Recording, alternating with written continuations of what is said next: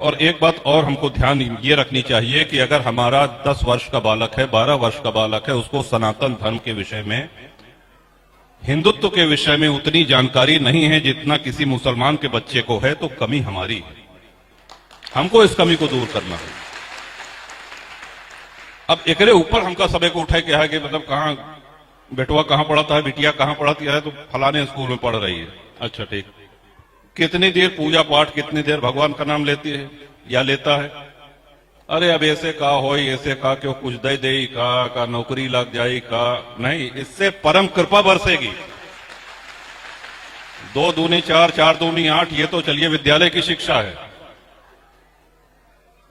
भगवान तो परीक्षा लेते, बड़े बड़े ऋषि मुनि साधक कितनी कठिन परीक्षा दे के आज अनेक उदाहरण हैं ऐसा।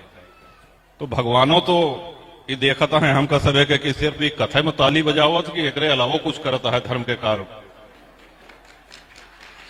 होता ना जैसे कि सीसीटीवी कैमरा लगा रहा तो कहूं जाए कि सावधान, अब आप सीसीटीवी की नजर में है तो थोड़ा आदमी सावधान हो जाता कि हाँ भाई कैमरा में दर्ज होता है, लेकिन उनके सीसीटीवी तो 24 घंटा 12 महीना चलत रहा था।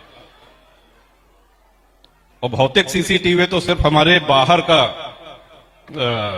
मूवमेंट या बाहर की हरकत कैप्चर करता है। वो तो उनके सीसीटीवी जो है वो अंदर तक प्रवेश करत कि हृदय में कहा है, मन में कहा है, आत्मा का चाहती है, मनई का चाहता है, एकरे मन में कहा है, कहत कहा है। उनके सीसीटीवी से हम सभी नहीं बच सके थे। वो तो कहे है ना कि निर्मल मन जन सो मोहि पावा, मोहि कपट छल छिद्र न भावा।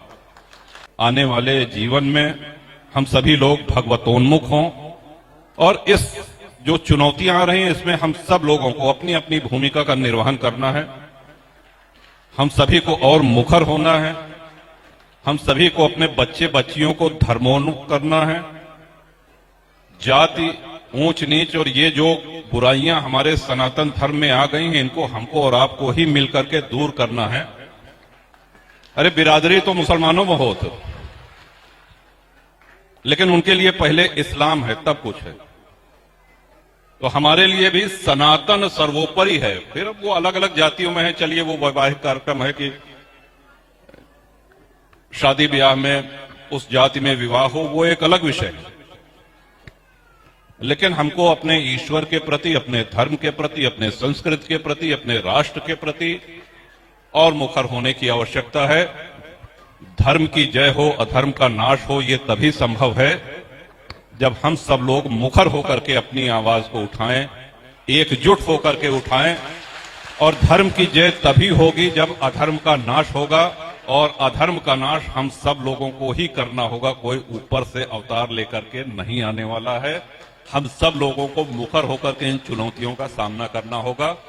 बहुत समय ले आपके, कहां इतनी सरस कथा चलत रही है और कहां हम ये सब भाषण देते हैं। जो गलत कह गए ओकरे बड़े क्षमा चाहिए थी, लेकिन बहुत बड़ी चुनौती हमारे देश के सामने, अपने सबके समाज के सामने है। लोग हमारे देश को खंडित करना चाहते हैं। लोग भारत के अस्तित्व को समाप्त करना चाहते हैं।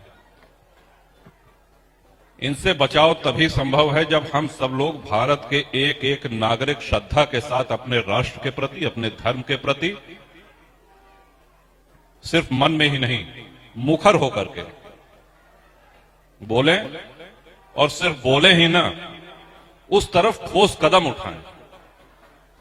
जो लोग बोल रहे हैं, जो लोग लड़ रहे हैं, अब हमारे निराशावादी ढेर जने होते। एक क्रांतिकारी संत हैं, उन्होंने कहा कि भाई हम लड़ रहे हैं तो हमारे साथ लड़िए धर्म के लिए। नहीं लड़ सकते हैं तो चलिए कोई बात नहीं, कम से कम हौसला बढ़ाइए।